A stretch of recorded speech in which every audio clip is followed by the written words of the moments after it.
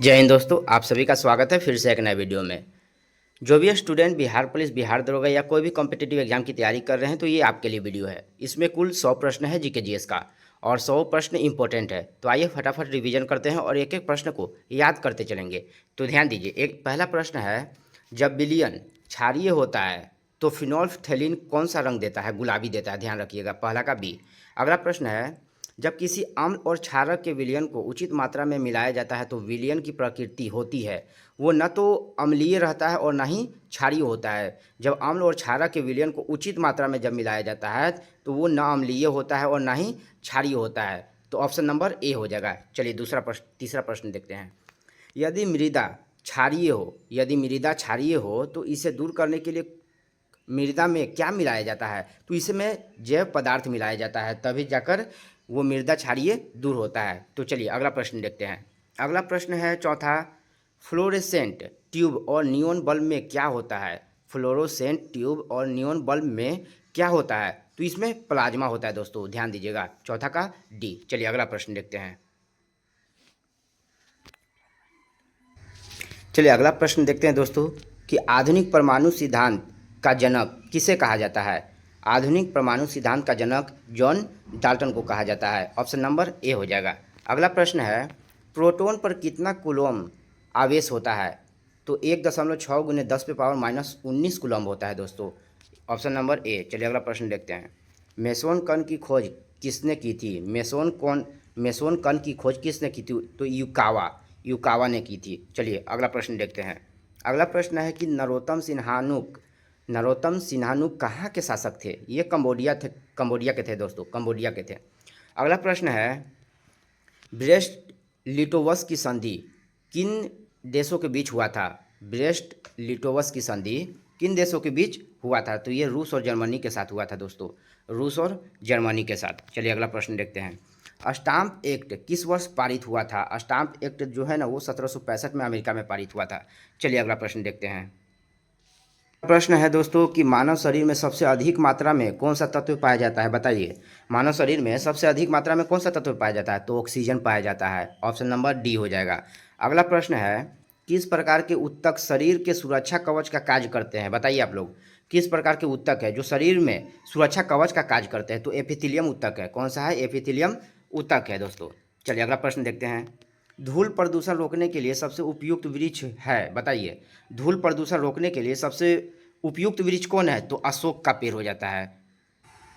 तो option number D हो जाएगा दोस्तों, अशोक। चलिए अगला प्रश्न देखते हैं। मानव शरीर में एंट अमीबा हिस्टोलिका कहाँ पाया जाता है? मानव शरीर में एंट अमीबा हिस्टोलिका कहाँ पाया जाता है? तो ये आंत में पाया जाता है। ऑप्शन नंबर ए हो जाएगा। अगला प्रश्न है दोस्तों कि मानव शरीर की किस ग्रंथि को मास्टर ग्रंथि कहा जाता है? मानव शरीर की किस ग्रंथि को मास्टर ग्रंथि कहा जाता है? तो पीयूष ग्रंथि को। अगला प्रश्न है कि प्रतिवर्ती क्रियाओं का नियंत्रण केंद्र कहाँ होता है? प्रतिवर्ती क्रियाओं का नियंत्रण केंद्र जो है वो कशेरुक रज्जु में होता है। कहाँ होता है? कशेरुक रज्जु में। अगला प्रश्न है कि निम्नलिखित में से किस वाद में उच्चतम न्यायालय ने धारणा प्रस्तुत की कि उद्देशिका और संविधान का भाग है? तो ये हो जाएगा बोम्बई बनाम Union of India. Option number C. चलिए अगला प्रश्न है कि भारत का संविधान गणतांत्रिक है क्योंकि इसमें कोई वंशानुगत घटक नहीं होता है। Option number D. अगला प्रश्न है कि भारतीय संविधान की प्रस्तावना में समाजवाद शब्द निम्नलिखित में से किससे अपनी प्रेरणा प्राप्त करता है? तो रशियन क्रांति यानी रूस की क्रांति। Option number D. अगला प्रश्न है, संविधान सभा के संदर्भ में क्या सही है? पहला ऑप्शन है कि संविधान सभा की पहली बैठक 9 दिसंबर 1946 को हुई, तो ये सही है। और दूसरा है कि इसके प्रथम अस्थाई अध्यक्ष डॉक्टर सच्चिदानंद सिन्हा थे, ये गलत है क्योंकि डॉक्टर सच्चिदानंद सिन्हा जो है वो अस्थाई अध्यक्ष थे। अस्थाई अध्यक्ष थे डॉक्टर राजेंद्र प्रसाद, तो ये गलत हो जाएगा, दूसरा गलत हो जाएगा। तीसरा है कि मुस्लिम लीग ने संविधान सभा की प्रथम बैठक का बहिष्कार किया, तो हाँ बहिष्कार किया था, यानी 1 और 3 हो जाएगा दोस्तों। चलिए अगला प्रश्न देखते हैं। प्रश्न है कि निम्नलिखित में से किस अधिनियम द्वारा बंगाल के गवर्नर को बंगाल का गवर्नर जनरल का पद नाम दिया गया? तो 1773 के रेगुलेटिंग एक्ट के तहत। अगला प्रश्न है कि भौतिकी में चतुर्थ आयाम का परिचय किसने दिया? ध्यान दीजिएगा, भौतिकी में चतुर्थ आयाम का परिचय जो है वो आइंस्टीन ने दिया था, फोर्थ डिवीजन का परिचय। अगला प्रश्न है दोस्तों कि विकिरण पायरोमीटर से कितना तापक्रम नापा जाता है। विकिरण पायरोमीटर से कितना तापक्रम मापा जा सकता है। ऑप्शन देखते हैं। इसमें ऑप्शन है दोस्तों, देखिएगा, विकिरण तापक्रम से अधिकतम जो है वो 3000 डिग्री जो है सेल्सियस सेंटीग्रेड नापा जाता है। कितना? तो 3000 डिग्री, ठीक है, 3000 डिग्री सेंटीग्रेड अधिकतम नापा जाता है। तो इसमें उत्तर हो जाएगा डी, 800 डिग्री सेंटीग्रेड से ऊपर। अगला प्रश्न है कि यदि दो पिंडों के मध्य दूरी को दोगुना बढ़ा दिया जाए तो उनके बीच गुरुत्वीय बल जो है ना वो 4 गुना घट जाती है। ऑप्शन नंबर ए हो जाएगा। चलिए अगला प्रश्न देखते हैं। पराश्रव्य तरंगों को सबसे पहले किसने सीटी बजाकर उत्पन्न किया था? ध्यान दीजिएगा, पराश्रव्य तरंगों को सबसे पहले किसने सीटी बजाकर उत्पन्न किया था? तो गाल्टन ने। कौन किया था? गाल्टन ने। चलिए अगला प्रश्न देखते हैं। प्रकाश तरंग किस प्रकार की तरंग है? ये जो प्रकाश तरंग है वो किस प्रकार की तरंग है दोस्तों? ये अनुप्रस्थ तरंग है। क्या है? अनुप्रस्थ तरंग। ऑप्शन नंबर ए हो जाएगा। चलिए अगला प्रश्न देखते हैं। अगला प्रश्न है कि वस्तुओं का आवेशन किसके स्थानांतरण के फलस्वरूप होता है? वस्तुओं का आवेशन जो है किसके स्थानांतरण के फलस्वरूप होता है? तो ये होता है इलेक्ट्रॉन। Option number A. चलिए अगला प्रश्न देखते हैं। अगला प्रश्न है दोस्तों कि माइक्रोफोन का आविष्कार किसे माना जाता है? तो माइक्रोफोन का आविष्कार जो है वो ग्राहम बेल को माना जाता है। अगला प्रश्न है कि नीचे दिए गए स्तंभों में कौन सा सुमेलित गलत है? ध्यान दीजिएगा। 52वां संशोधन दल बदल विधेयक ये सही है। 48वां संशोधन पंजाब आपात उपबंधन ये भी सही है। 56वां जो है वो गोवा को राज्य का दर्जा ये भी सही है। 62वां संशोधन है पिछड़ी जाति, गलत है, क्योंकि 62वां संशोधन में SC ST है दोस्तों। क्या है? SC ST में है, ये ऑप्शन हो जाएगा डी। चलिए अगला प्रश्न देखते हैं दोस्तों। अगला प्रश्न है कि पिछड़ा वर्ग आयोग का गठन कौन करता है? तो राष्ट्रपति करते हैं। पिछड़ा वर्ग आयोग का गठन कौन करता है? तो राष्ट्रपति करते हैं। चलिए अगला प्रश्न है कि विश्व को दबाव समूह और हित समूह किस राष्ट्र की देन है? तो ध्यान दीजिएगा, विश्व को दबाव समूह और हित समूह किस राष्ट्र की देन है? तो अमेरिका का देन है। अमेरिका का देन है। चलिए अगला प्रश्न देखते हैं दोस्तों कि प्रथम लोकसभा चुनाव में कितने राजनीतिक दलों को राष्ट्रीय दल का दर्जा प्रदान किया था? तो 14 को, ठीक है, ऑप्शन नंबर सी हो जाएगा। अगला प्रश्न है कि राष्ट्रीय आपातकाल में संविधान की संघीय प्रकृति का क्या होता है? वैसे ही बना रहता है। ऑप्शन नंबर सी हो जाएगा। चलिए अगला प्रश्न देखते हैं। कोई ऐसा मामला जो भारत की तीनों सूचियों में उल्लेखित नहीं है पर कानून बनाने की अवशिष्ट शक्ति किसके पास होती है? तो केंद्र विधायिका के पास शक्ति होती है। अगला प्रश्न देखते हैं। अगला प्रश्न है कि अंतरिक्ष यान में बनाया गया पारितंत्र होता है। ध्यान दीजिएगा, अंतरिक्ष यान में बनाया गया पारितंत्र होता है तो वो कृत्रिम पारितंत्र होता है दोस्तों। कृत्रिम पारितंत्र होता है। ऑप्शन नंबर बी है दोस्तों कि अंतरिक्ष यान में बनाया गया, हाँ ये तो हो गया। अगला प्रश्न है कि निम्नलिखित में से कौन सा भारत का विश्व स्तर पर अस्वीकृत हॉट स्पॉट नहीं है? अस्वीकृत हॉट स्पॉट नहीं है तो नारो हिल्स हो जाएगा। Option number B. अगला प्रश्न है दोस्तों कि सूची 1 को सूची 2 से सम्मिलित करना है। इधर है अर्थ समिट 1992 सही है। क्योटो प्रोटोकॉल 1997 ये भी सही है। कानकुन एग्रीमेंट 2010 ये भी सही है। पेरिस एग्रीमेंट 2015 ये भी सही है। पेरिस एग्रीमेंट 2015 में पारित हुआ लेकिन लागू हुआ था 2016 में दोस्तों। चलिए अगला प्रश्न देखते हैं। इसका ऑप्शन हो जाएगा ए दोस्तों, ठीक है। चलिए अगला प्रश्न देखते हैं। मुखौटा नृत्य कहाँ संबंध किस नृत्य शैली से है? मुखौटा नृत्य का संबंध किस नृत्य शैली से है? तो ये हो जाएगा दोस्तों कथकली से है। किससे? कथकली से है। चलिए अगला प्रश्न देखते हैं दोस्तों कि फुलकारी लोक कला कहाँ प्रचलित है? फुलकारी लोक कला जो है ना वो हरियाणा और पंजाब में लोक प्रचलित है। अगला प्रश्न देखते हैं। घटम एक डैश है। घटम जो है वो बड़े आकार वाला संकीर्ण मुंह का मिट्टी का बर्तन जिसका उपयोग टबले के रूप में किया जाता है। ऑप्शन नंबर ए हो जाएगा। अगला प्रश्न है दोस्तों कि शतरंज का जन्मदाता देश किसे कहा जाता है? तो शतरंज का जन्मदाता देश किसे कहा जाता है? तो भारत को कहा जाता है दोस्तों, भारत को। मिलान करना है, इधर खिलाड़ी दिया हुआ है, इधर खेल दिया हुआ है। तो कोनेरू हम्पी का संबंध है इससे, शतरंज से है दोस्तों, यानी 2। ठीक है, उसके बाद पीवी सिंधु का संबंध है बैडमिंटन से दोस्तों, 4। उसके बाद अभिनव बिंद्रा का संबंध है दोस्तों निशानेबाजी से, 1। उसके बाद मैरी कॉम का संबंध है मुक्केबाजी से, 3। तो 2 4 1 3, 2 4 1 3 ऑप्शन नंबर सी हो जाएगा दोस्तों। अगला प्रश्न है कि निम्नलिखित में से कौन सा स्थान लॉन टेनिस से संबंधित नहीं है। तो कौन सा स्थान है जो लॉन टेनिस से संबंधित नहीं है, तो इसका आंसर हो जाएगा केंटकी, ऑप्शन नंबर डी। अगला प्रश्न है दोस्तों कि प्लेइंग टू विन नामक आत्मकथा निम्नलिखित में से किस भारतीय खिलाड़ी ने लिखी है। तो साइना नेहवाल ने लिखी है दोस्तों, याद रखिएगा, प्लेइंग टू विन जो है वो साइना नेहवाल का है। चलिए अगला प्रश्न देखते हैं कि कौन सा भारतीय लॉन टेनिस खिलाड़ी 1954 में विम्बलडन में लड़कों का एकल खिताब जीतने वाला पहला एशियाई खिलाड़ी बना। कौन था? रामनाथ कृष्णन था, जो विम्बलडन में लड़कों का एकल खिताब जीतने वाला पहला एशियाई खिलाड़ी बने हैं। कौन? रामनाथन कृष्णन। अगला प्रश्न है कि IRDA का पूरा नाम क्या है। तो IRDA का पूरा नाम है कि insurance regulatory and development authority of India, option number A हो जाएगा। चलिए अगला प्रश्न देखते हैं दोस्तों कि निम्नलिखित में से कौन सा सुमेलित नहीं है। यहाँ देखिए कह रहा है कि कौन सा सुमेलित नहीं है। अंतर्राष्ट्रीय महिला दिवस कब मनाया जाता है? 8 मार्च को मनाया जाता है। ठीक है, पहला सही है। और विश्व जल दिवस जो है ना 22 अप्रैल, वो 22 मार्च को मनाया जाता है। ठीक है, ये गलत है। विश्व कुष्ठ निवारण दिवस 30 जून, ये भी गलत है, क्योंकि विश्व कुष्ठ निवारण दिवस 30 जनवरी को मनाया जाता है दोस्तों।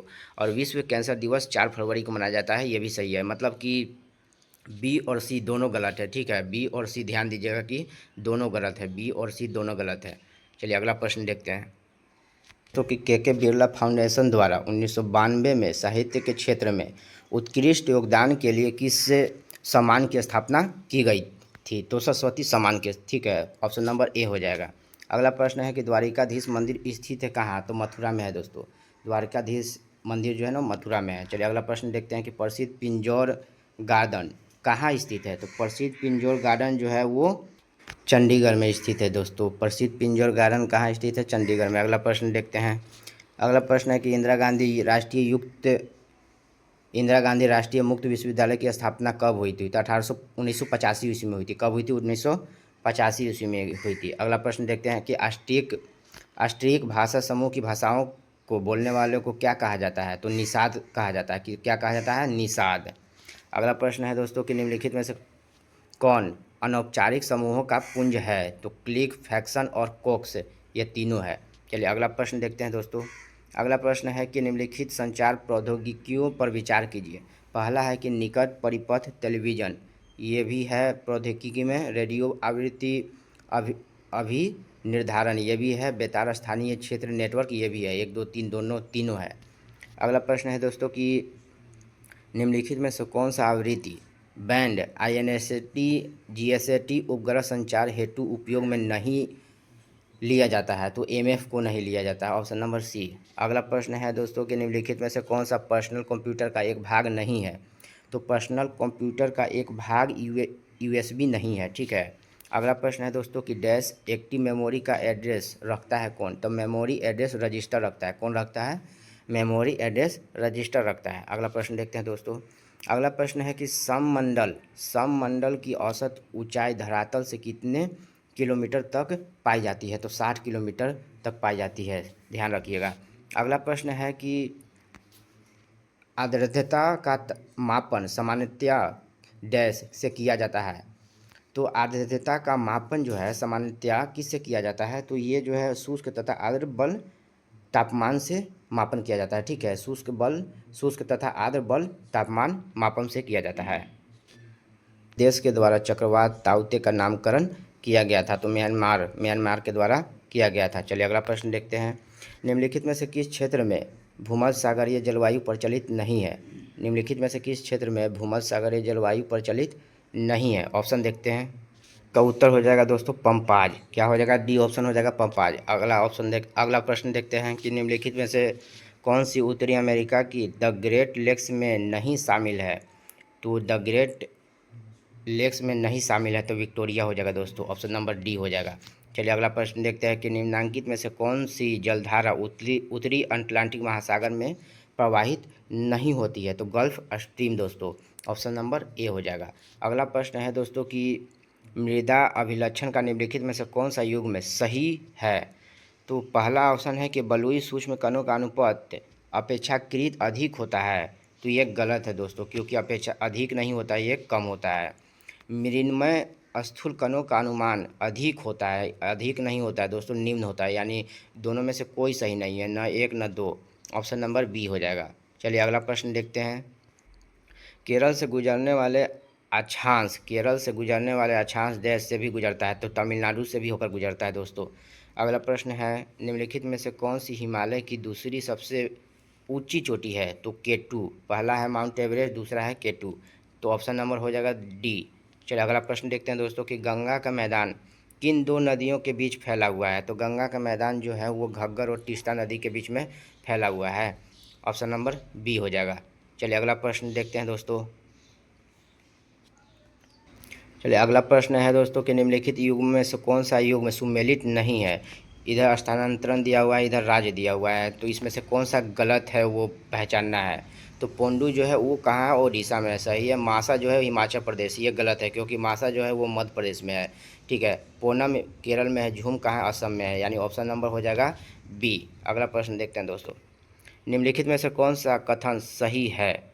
तो देखते हैं कि कौन सा कथन सही है। भारत में ओडिशा राज्य क्रोमाइट का सबसे बड़ा उत्पादक है। तो हाँ, ओडिशा राज्य जो है सबसे बड़ा क्रोमाइट का उत्पादक है भारत में, ठीक है। ऑप्शन नंबर ए सही है। अगला प्रश्न है कि भारत के किस राज्य में सबसे अधिक सूती वस्त्र मिल है? तो महाराष्ट्र में है दोस्तों, 181 को महाराष्ट्र में है, सबसे ज़्यादा है। अगला प्रश्न है कि भारत में कितने वर्षों के अंतराल के पश्चात जनगणना की जाती है? 10 वर्षों के पश्चात की जाती है। अगला प्रश्न है कि निम्नलिखित में से किस स्थान पर मध्य पाषाण काल में पशुपालन के प्रमाण मिलते हैं? तो कहाँ मिले हैं? एक बागौर में मिले हैं, बागौर में मिले हैं दोस्तों, राजस्थान के बागौर में मिले हैं। एगो आदमगढ़ में भी मिले हैं। चलिए अगला प्रश्न देखते हैं। निम्न में से किस वेद को कर्मकांड ग्रंथ के रूप में जाना जाता है? तो यजुर्वेद को दोस्तों जाना जाता है।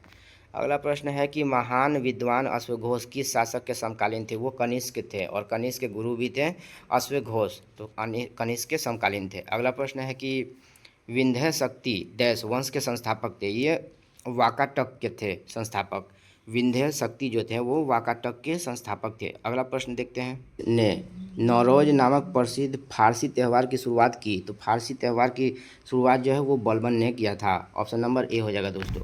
अगला प्रश्न है कि हौज सुल्तानी का निर्माण डैश ने करवाया था? तो हौज सुल्तानी का निर्माण जो है ना इल्तुतमिश ने करवाया था। ऑप्शन नंबर ए हो जाएगा। चलिए अगला प्रश्न देखते हैं दोस्तों कि निम्न में से कौन सा युग में सही सुमेलित नहीं है? गलत को पहचानना है। तो राणा हमीर कहाँ है? मेवाड़, सही है। राणा चुंडा मारवाड़, ये भी सही है। मलिक राजा फारूकी खानदेश, मलुक खानदेश, ये भी सही है। मलिक सरवर ख्वाजा जहाँ मालवा, ये गलत है दोस्तों। ऑप्शन नंबर डी हो जाएगा। चलिए अगला प्रश्न देखते हैं। पटनुलकर गुजरात क्षेत्र से विजयनगर राज्य में चले गए थे, वो कौन थे? तो वो रेशम बुनकर थे दोस्तों, रेशम बुनकर थे। अगला प्रश्न है कि संगीत की टप्पा शैली निम्नलिखित में से किस मुगल सम्राट के दरबार में परिष्कृत एवं विकसित हुई? तो मोहम्मद शाह के दरबार में विकसित हुई थी संगीत की टप्पा शैली, ठीक है। अगला प्रश्न है कि किस सिख गुरु ने खालसा पंथ की स्थापना की थी? तो बताइए आप लोग, किस सिख गुरु ने खालसा पंथ की स्थापना की थी? तो गुरु गोविंद सिंह ने की थी। कौन? गुरु गोविंद सिंह ने। अगला प्रश्न है दोस्तों कि सूची 1 को सूची 2 से सुमेलित करना है। तो भारतीय शस्त्र अधिनियम 1878 में पारित हुआ था, यानी 2। फिर है शाही पद अधिनियम 1876 में हुआ था दोस्तों, 1। अगला है कि भारतीय उच्च न्यायालय अधिनियम जो है वो 1861 में हुआ था। अगला है ऑप्शन कि भारतीय विवाह विच्छेद अधिनियम 1869 में, 3, 2143 है दोस्तों, 2143, यानी ऑप्शन नंबर डी हो जाएगा। ऑप्शन नंबर डी हो जाएगा दोस्तों। चलिए अगला प्रश्न देखते हैं दोस्तों कि एनी बेसेंट निम्नलिखित में से किस सामाजिक धार्मिक आंदोलन से जुड़ी थी? तो एनी बेसेंट जो थे वो थियोसॉफिकल सोसाइटी से जुड़े हुए थे। ऑप्शन नंबर डी हो जाएगा। अगला प्रश्न है कि निम्नलिखित में से किसने संथाल विद्रोह और 1857 के विद्रोह के दौरान अंग्रेजों की सहायता की थी? तो ये महाराज महताब चंद ने किया था, महाराज महताब चंद ने किया था। अगला प्रश्न है कि बदरुद्दीन तैयबजी ने डैश में अध्यक्ष के रूप में कांग्रेस को संबोधित किया था। 1887 के तीसरे अधिवेशन में बदरुद्दीन तैयबजी ने कांग्रेस को संबोधित किया था 1887 में। चलिए अगला प्रश्न है कि अखिल भारतीय मुस्लिम लीग के संबंध में गलत कथन का चयन कीजिए। गलत को पहचानना है कि इसमें गलत कौन है।